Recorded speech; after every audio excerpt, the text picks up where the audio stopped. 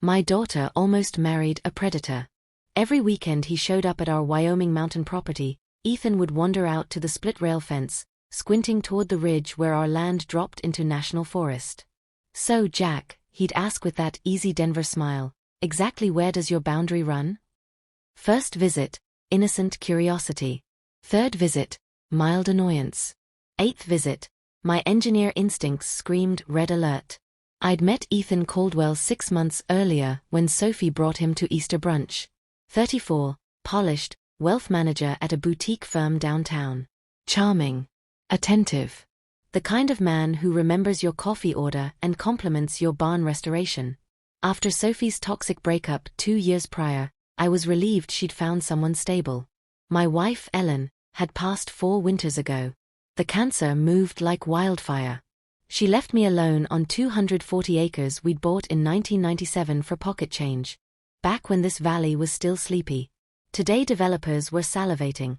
Offers arrived monthly, each larger than the last. I refused every one. This land was Ellen's heartbeat. I would not sell it. Sophie insisted the wedding happen here in October. Crisp air, golden aspens, the meadow framed by snow-dusted peaks. 200 invitations went out. Ethan helped plan everything, always helpful, always probing. "We could push the ceremony closer to that western overlook," he suggested one Saturday. "More dramatic view." I pointed toward the old barbed wire. "That's the line. Beyond it isn't ours." He nodded. Asked the same question 2 days later. I hired a discreet investigator through my old college roommate, now a Denver attorney. The report landed like a brick through glass. Ethan had 2 previous fiancées from affluent families. Both engagements imploded within weeks of him gaining intimate knowledge of family finances. No lawsuits. Just quiet, expensive settlements and vanished men. I kept silent. Sophie glowed whenever she spoke of him. I needed irrefutable proof. Then came the recorded phone call. Ethan, in his car after a routine oil change, the investigator's tiny device still active. "This one's gold, Bryce. Old guy's sitting on at least $5 million in land value alone. Probably double that in liquid assets nobody knows about. Daughter's clueless, thinks he's just a comfortable retiree. I play devoted husband for a year, get him to sign over power of attorney, stage a fall, place him in care. Divorce after the dust settles. Half is mine." My hands shook so hard I nearly dropped the phone. We had 3 weeks until the wedding. I let Ethan think he was winning. I invited him to review estate options. He arrived with glossy brochures and pre-filled forms. I smiled, nodded, asked gentle questions. He relaxed. He believed the fish was hooked.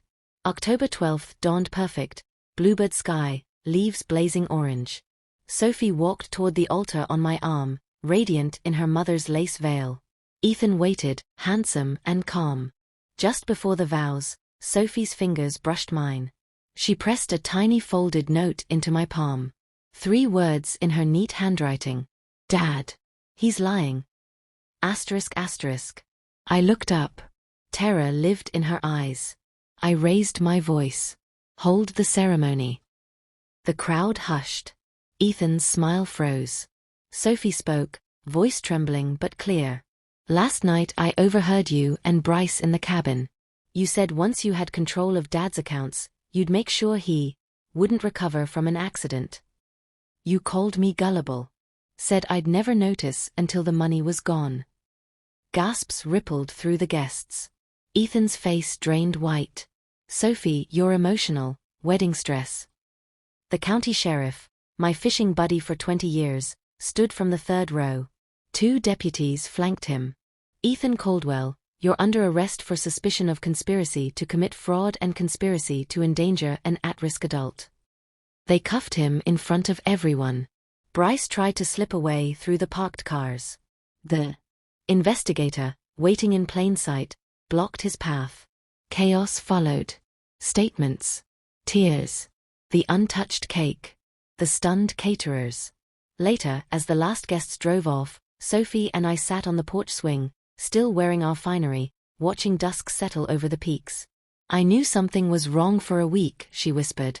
I just couldn't believe it until the very last second. I needed to see his face when I confronted him.